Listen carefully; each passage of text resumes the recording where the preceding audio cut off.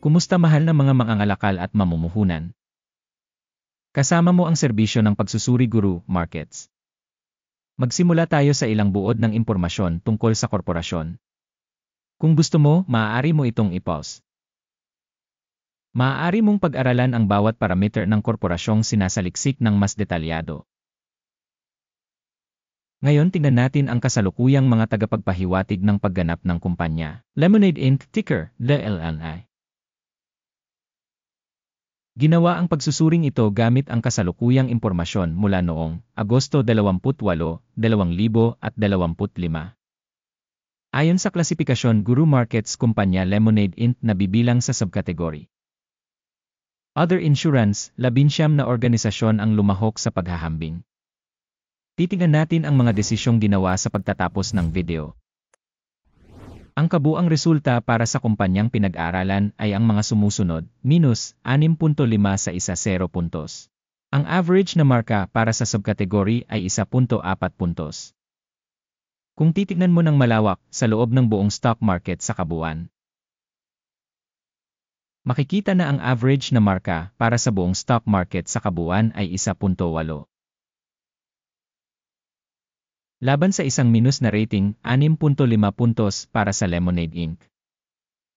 Paghahambing ng dynamics ng share price ng kumpanya Lemonade Inc. at pagbabahagi ng subkategory.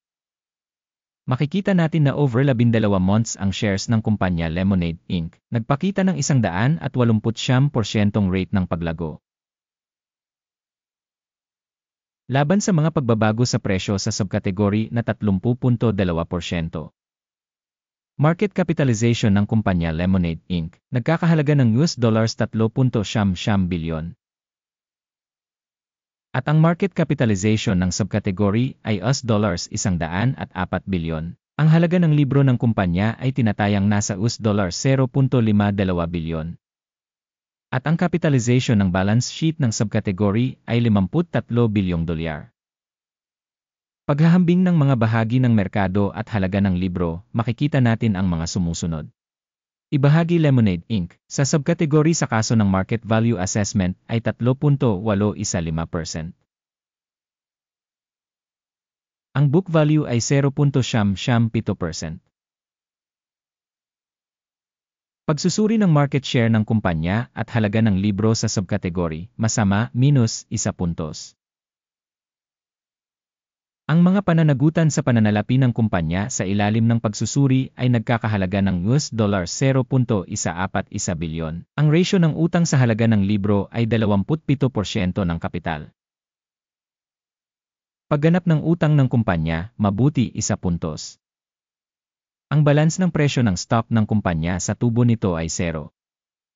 Na may average sa subkategory na 18.3.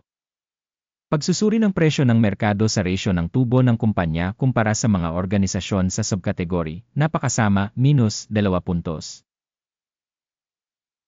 Ang tubo sa huling 12 buwan ay minus $204 milyon.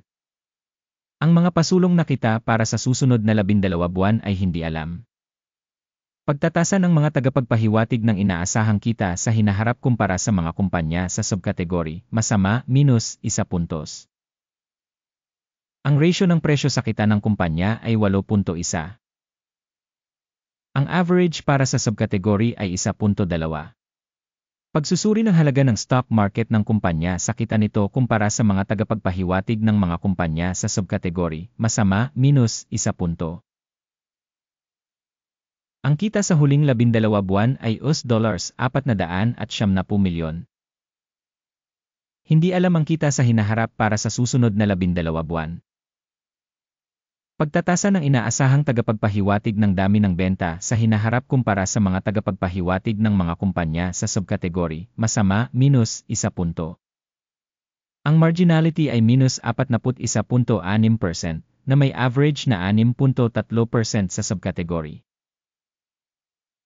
Pagtatasa ng kakayahang kumita ng mga benta kumpara sa mga tagapagpahiwatig sa subkategory, passable, minus 0.5 puntos.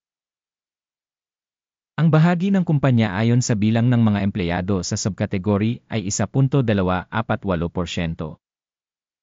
na 206% mas mababa kaysa sa market capitalization share.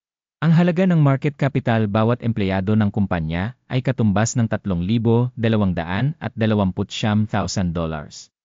Habang sa subkategory ay mayroong $1,056,000. Pagsusuri ng halaga ng kapital ng kumpanya bawat empleyado kumpara sa mga tagapagpahiwatig sa subkategory, passable, 0 puntos.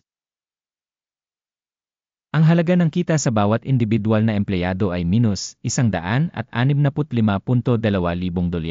Average ng subkategory, $57,700.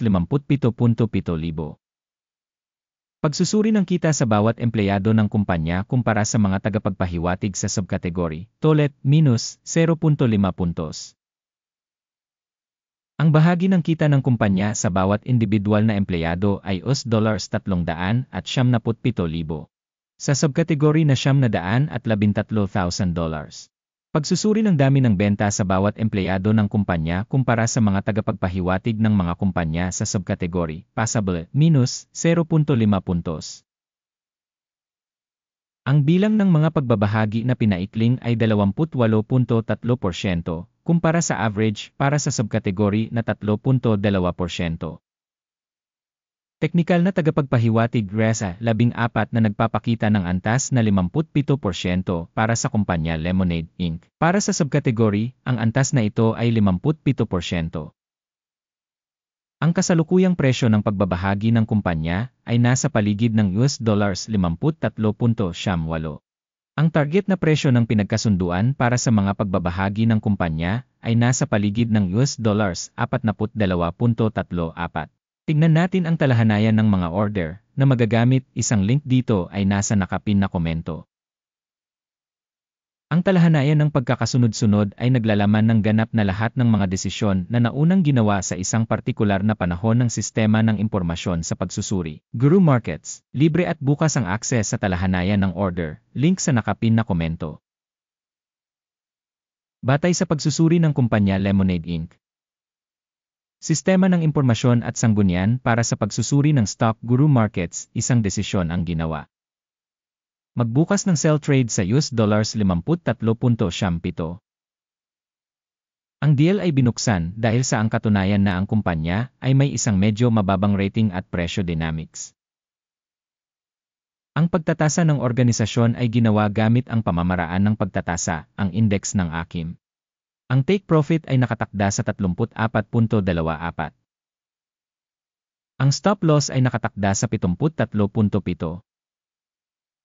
Sakaling hindi isinara ang order sa pamamagitan ng take profit o stop loss.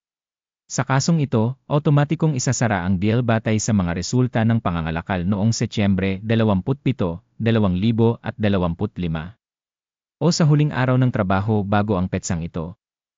Ticker, LLA, magiging pangunahing buy order. Ang video ng pangunahing deal ay naipublish na sa channel. Sa kaso ng pagsasara ng alinman sa mga order, basic o pagbabalanse. Ang pangalawang order ay sarado sa aktwal na presyo. Maraming salamat sa inyong lahat sa panonood ng video na ito at sa paggamit ng sistema ng impormasyon at sanggunian. Guru Markets.